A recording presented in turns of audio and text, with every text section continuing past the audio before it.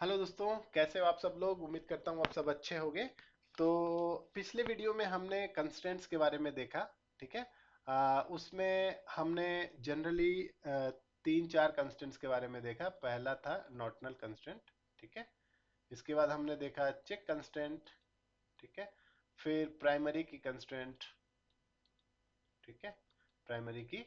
और एक और कंस्ट्रेंट्स हमने देखा था, जो कि क्या देखा था हमने, प्राइमरी की डिफॉल्ट कंस्टेंट है ना। ये चार कंस्टेंट्स हमने ऑलरेडी देख लिया। बाकी के बच गए दो कंस्टेंट जो कि हम आज देखेंगे। ये बाकी के दो कंस्टेंट कौन से हैं? हम देखेंगे आज जो है यूनिक कंस्टेंट के बारे में। ठीक है। यूनिक और फॉरेन की। एक्चुअली फॉरेन की थोड़ा सा बड़ा टॉपिक है, इसीलिए मैंने एक सेपरेट वीडियो लिया कि यूनिक और फॉरेन इस वीडियो में हम लोग देखेंगे। ठीक है। तो ये सारा कुछ हमने पिछले वीडियो में देखा। अगर आपको नहीं समझ में आ रहा है तो आप पिछले वीडियो में जाइए और वहाँ पे आप देख लीजिए करके। इसके बारे में हमने डिटेल में डिस्कस किया है और कोडिंग करके भी देखे। हमने सिक्वल क्वेरी बनाया, इंसर्ट किया, डीडीएल डीएमएल सब कुछ करके देखा वहाँ पे, तो आप देख सकते हैं एक बार। ठीक है। इस वीडियो में हम देखेंगे कि यूनिक कंस्टेंट। यूनिक कंस्टेंट तो ऑलरेडी पता है, ये तो बहुत ही सिंपल चीज है कि मतलब कोई भी कॉलम को अगर हम यूनिक कंस्टेंट डिफाइन कर देते तो उसमें हम लोग डुप्लीकेट वैल्यू नहीं डाल सकते। सिंपल। ठीक है। अब फॉरेन की के बारे में जो है, जो इंपॉर्टेंट है वो थोड़ा समझते हैं। समझने के बाद जो है क्या करेंगे, जैसे हमने पिछले वीडियो में ऑलरेडी समझा हुआ है ना कि ये रेफरेंशियल इंटीग्रिटी के बेस से काम करता है। तो इसमें कुछ पॉइंटर हैं, क्योंकि ये थोड़ा सा इंटरव्यू के हिसाब से भी बहुत इंपॉर्टेंट टॉपिक हो जाता है फॉरेन की, क्योंकि थोड़ा सा बहुत ही इजी टॉपिक नहीं है ना। इसमें बहुत कुछ भी होते हैं, है ना। बहुत कुछ अलग चीजें भी होती हैं, जैसे ऑन डिलीट कैस्केड और वो सब हम लोग बाद में देखेंगे। लेकिन अभी फिलहाल हम लोग बेसिक बेसिक चीजें समझ रहे हैं कि एक्चुअली फॉरेन की होता क्या है ना। तो फॉरेन की जैसे तो डेफिनेशन के हिसाब से आपको पता ही है, लेकिन कुछ चीजें ऐसी हम देखेंगे कि फॉरेन की क्या होता है। जैसे मैं थोड़ा सा यहाँ पे लिख देता हूँ यहाँ पे। ठीक है। फॉरेन की स्टेब्लिशेस अ लिंक, है ना। जैसे कि मैंने बोला, जैसे एग्जांपल में हमने लिया ही था, राइट, कि हमारे पास एम्प्लॉय टेबल है और डिपार्टमेंट टेबल है ना। तो यहाँ पे अगर डिपार्टमेंट नंबर है और यहाँ पे भी डिपार्टमेंट नंबर है, और हम लोग यहाँ पे फॉरेन की अगर बनाते हैं, इसको प्राइमरी की बनाते हैं, तो यहाँ पे ये जो वैल्यू होना चाहिए, यहाँ पे 1 2 3 है, वही वैल्यू हम यहाँ पे डाल सकते हैं। यहाँ पे अगर हम 10 डालेंगे तो ये अप्लाइड नहीं है। ठीक है। यहाँ पे 1 2 3 ही डाल पाएंगे। ठीक है। तो ये जो है हमने ऑलरेडी देखा हुआ था। ठीक है। तो इसमें एक काम करते हैं कि फॉरेन की कंस्टेंट जो होता है ना, वही बोलता है, ये लिंक एस्टेब्लिश करता है, किसी और टेबल से डेटा को रेफर करता है। ठीक है। तो अब क्या होता है इसमें कि अब देखो, बहुत सारे क्वेश्चंस हो सकते हैं कि क्या फॉरेन की जो कोई कॉलम है, कैन इट कंटेन डुप्लीकेट। ठीक है।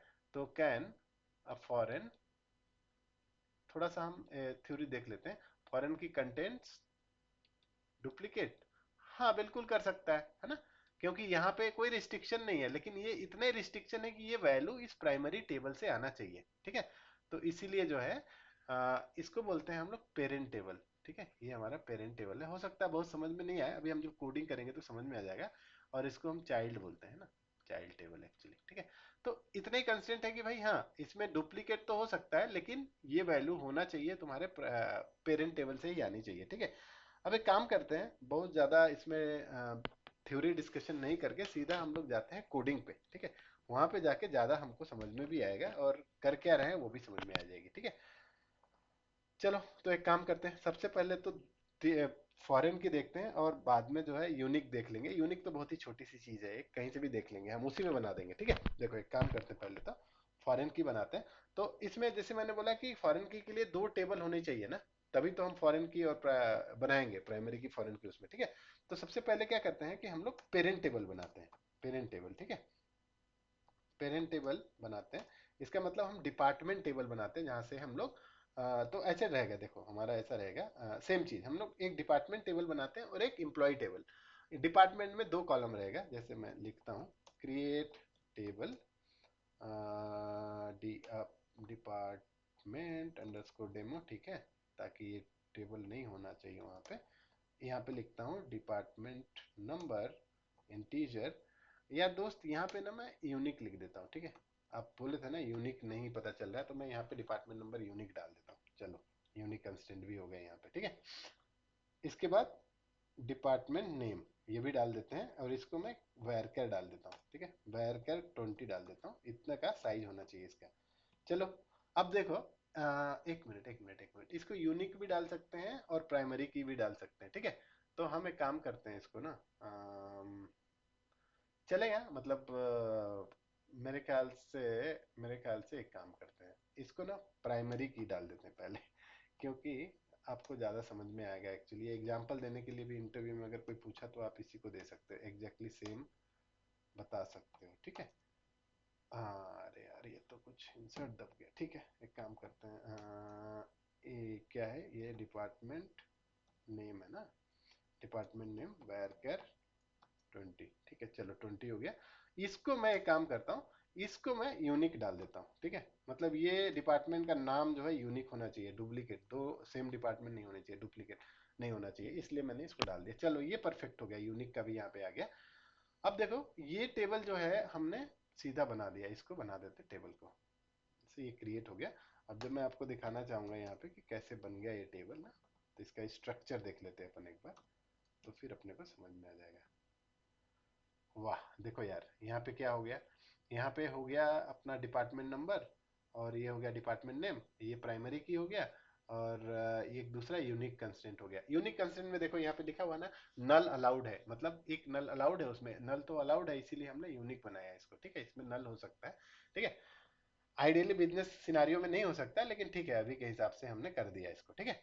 अब देखो एक काम करते हैं, एक और टेबल बनाते हैं, तभी तो होगा ना। अब फॉरेन की वाला हम टेबल बनाते हैं, तो क्रिएट करते हैं, क्रिएट टेबल एम्प्लॉयज, क्योंकि यहाँ से हम लोग डिपार्टमेंट नंबर को जो है रेफर करेंगे यहाँ से, ठीक है। एम्प्लॉयज डेमो कर देते हैं, और यहाँ से हम लोग देखते हैं EMP नंबर इंट, ज़्यादा कुछ इसमें नहीं डालते हैं, या तो चलो इसको भी प्राइमरी की ही डाल देते हैं यार, क्या होता है ना, प्राइमरी की। इसके बाद नेम, ठीक है, EMP नेम अच्छे से डाल देते हैं, इसको कैर 20 कर देते हैं, और इसको हम लिखते हैं क्या बोलते हैं, डिपार्टमेंट नंबर है ना, मैं इसको डिपार्टमेंट नंबर नहीं डाल के डिपार्टमेंट ID डाल देता हूँ, ठीक है। तो आपको ऐसे नहीं होना चाहिए कि भाई सेम कॉलम नेम भी होना जरूरी है क्या, तो इसके थोड़ा सा आइडिया लगेगा। कई लोग बोलते हैं ना कॉलम का नाम भी सेम होना चाहिए फॉरेन और प्राइमरी की का, तो ऐसा जरूरी नहीं है, ठीक है। तो ये हम लिख देते हैं, और इसको हम लिख देते हैं इंटीजर होना चाहिए। अब देखो, अब जो मैं लिख रहा हूँ वो इंपॉर्टेंट है, देखो यहाँ तक तो आपको सब समझ में आ गया कि ये नॉर्मल चीज है। अब हम लोग लिखते हैं एक कंस्टेंट फॉरेन की, ठीक है। देखो फॉरेन, क्या हो रहा है यार, फॉरेन की, ठीक है, फॉरेन की लिख दिया। फॉरेन की जैसे ही लिखा, यहाँ पे मैं डाला कि भाई फॉरेन की किस पे बना रहे हो, तो मैं बना रहा हूँ कि इम्प्लॉय डिपार्टमेंट ID है ना, उसके ऊपर मैं फॉरेन की बना रहा हूँ। और फिर मैं बोल रहा हूँ कि फॉरेन की इसके ऊपर तो बना रहा हूँ, लेकिन रेफरेंस कहाँ से कर रहा हूँ, तो मैं लिखूंगा रेफरेंसेस, ठीक है। रेफरेंस कहाँ से कर रहा हूँ आपको ही पता है, रेफरेंस कर रहा हूँ मैं इस डिपार्टमेंट टेबल से ना, तो मैं लिखता हूँ डिपार्टमेंट रेफरेंसेस डिपार्टमेंट टेबल। और डिपार्टमेंट टेबल का कौन सा कॉलम रेफर कर रहे हो, तो आप बोलो भैया डिपार्टमेंट नंबर को हम लोग रेफर कर रहे हैं, ठीक है। ये एग्जैक्टली बहुत सही से क्वेरी बन गया। अब देखो क्रिएट टेबल, यहाँ पे कुछ तो एरर मार रहा है, और क्यों मार रहा है एरर, थोड़ा सा देखा जाए, अपन देखते हैं। क्रिएट टेबल एम्प्लॉय डेमो, ठीक है यार, मतलब मुझे तो समझ में नहीं आ रहा है कहाँ पे क्या एरर क्यों आ रहा है। अच्छा हो सकता है यहाँ पे बंद नहीं किया इसलिए आ रहा है, हाँ इसलिए आ रहा था, देखो यहाँ पे ठीक है, सब कुछ सही है, डिपार्टमेंट नंबर, अच्छा ठीक तो लग रहा है। अच्छा एक काम करते हैं, रन करके देखते हैं, है ना। लेकिन यहाँ पे तो कुछ एरर आ रहा था, यू हैव सिक्वल, कुछ तो प्रॉब्लम आ रहा है, एक सेकेंड भाई, एक सेकेंड, मैं देखता हूँ यहाँ पे क्या आ रहा है। Check take check server version near at, कुछ तो प्रॉब्लम है, देखो एक काम करते हैं, ये इसलिए हो रहा है क्या कि फॉरेन की अभी भी आ रहा है ना, हाँ कुछ तो प्रॉब्लम है, एक सेकेंड। अरे हाँ यार, ये हमने बंद नहीं किया ना, ये पूरा का पूरा तो बंद करना पड़ेगा ना देखो ये तो उसका बंद हो गया, ये वाले का, ठीक है, डिपार्टमेंट नंबर, इसका ये ब्रैकेट बंद हो गया, इसका तो हमने बंद नहीं किया, जो कि यहाँ से चालू हुआ था ना मेन, यहाँ से, ठीक है, अब सही हो गया। अब देखो, अब इसको एग्जीक्यूट कर देते हैं, एग्जीक्यूट कर दिया, ठीक है। अब भाई साहब ये टेबल बन गया है। अब एक काम करते हैं कि अपन जाके देखते हैं कि क्या है इसका डिस्क्रिप्शन, इसका इस टेबल का। ठीक है, ये टेबल बन गया हमारा। अब ये डिस्क्रिप्शन है। अब देखो इसमें टेस्ट भी करेंगे हम लोग। अभी देखो ये टेबल बन गया है, 3 कॉलम है, प्राइमरी की है, और ये मल्ट दिख रहा है। मल्ट मतलब ये प्राइमरी की बन, ये सॉरी फॉरेन की बन गया डिपार्टमेंट आईडी पे। अब आप देखो ध्यान से कि यहाँ पे डिपार्टमेंट नंबर है, डिपार्टमेंट आईडी है, मतलब कॉलम नेम अलग अलग हो सकता है। ठीक है, ऐसा कुछ जरूरी नहीं है। लेकिन अब मैं बोलूंगा आपको कि भाई एक काम करते हैं ना, इसमें पहले डेटा इंसर्ट कर देते हैं। किसमें? एम्प्लॉय टेबल में। तो जैसे हम डालते हैं इंसर्ट इनटू एम्प्लॉयज। ठीक है, एक काम करते हैं कि देखते हैं डेटा इंसर्ट होता है क्या, है ना। इंसर्ट इनटू एम्प्लॉयज कर देते हैं। अब मैं ये सब कॉलम का नाम नहीं डालता हूँ, डायरेक्ट इसको लिखता हूँ वैल्यूज एम्प्लॉयज। ठीक है, वैल्यूज, क्योंकि मेरे को सारे कॉलम डालना है ना। तो आपने सीखा ही होगा, इंसर्ट में मैंने बताया था कि पूरे कॉलम का नाम लिखना जरूरी नहीं। अब मैं इसमें डालता हूँ एम्प्लॉय नंबर 1। ठीक है, और आकाश, फिर से आकाश मेरा फ्रेंड। दूसरा हम डालते हैं क्या डालेंगे भाई, हाँ डिपार्टमेंट आईडी ना, तो इसमें 10 डाल देते हैं। अब देखो इसको चालू करके देखते हैं कि क्या होता है। इंसर्ट इनटू दिस, ये देखो फिर से यहाँ पे बंद करना भूल जाते हैं हर बार। ठीक है, अब देखो चलाता हूँ क्या होता है।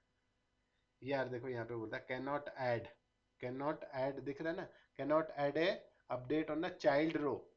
अब मैंने जैसे आपको बताया था कि ये क्यों नहीं अलाउ कर रहा है इसमें डालना, क्योंकि ये बोल रहा है कि रेफर करो एम्प्लॉय।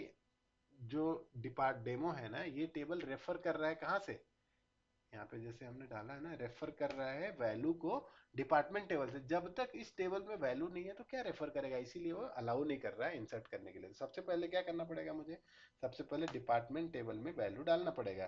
तो समझ गए ना आप, हो सकता है आपको समझ में आ गया होगा अब तक। ठीक है, तो पहले हमको डिपार्टमेंट टेबल में वैल्यू डालते हैं। Actually let's put some value, क्योंकि अभी दोनों टेबल खाली है ना। तो पहले तो इसमें डालो वैल्यू, मैं बोलता हूँ 10, और दो ही कॉलम है इसमें ना, तो इसमें बोलता हूँ आईटी।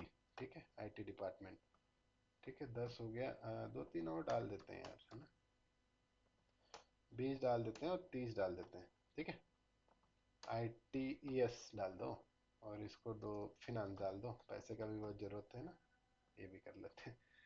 चलो ठीक है, ये सारे डेटा चले गए इसमें। अब देखो यार ये ना D D D M L है ना, तो अलग से कमिट भी डाल दिया करो सेफर साइड के लिए। चलो कमिट हो गया, अब डेटाबेस में भी हो गया वैल्यू। ठीक है, अब मैं क्या बोलता हूँ इसको कि अब चेक करता हूँ कि भाई इसमें डेटा आ गया ना अच्छे से। अगर डेटा आ गया तो फिर मैं उसको इंसर्ट करूंगा एम्प्लॉय टेबल में, है ना, क्योंकि वो रेफर करेगा ना डिपार्टमेंट टेबल से, इसीलिए तो ये करना पड़ेगा। देखो अभी ये आ गया। अब मैं ना 10 20 और 30 डाल डाल सकता हूँ इसमें। ठीक है, तो पहले तो मैं 10 डालता हूँ। ठीक है, काम करते हैं, चला गया 10। ठीक है, इसको भी ना साइड साइड में मैं एक्चुअली ना क्वेरी करके देखता रहूंगा कि भाई आ रहा है कि नहीं वैल्यू। तो मैंने क्या किया, सबसे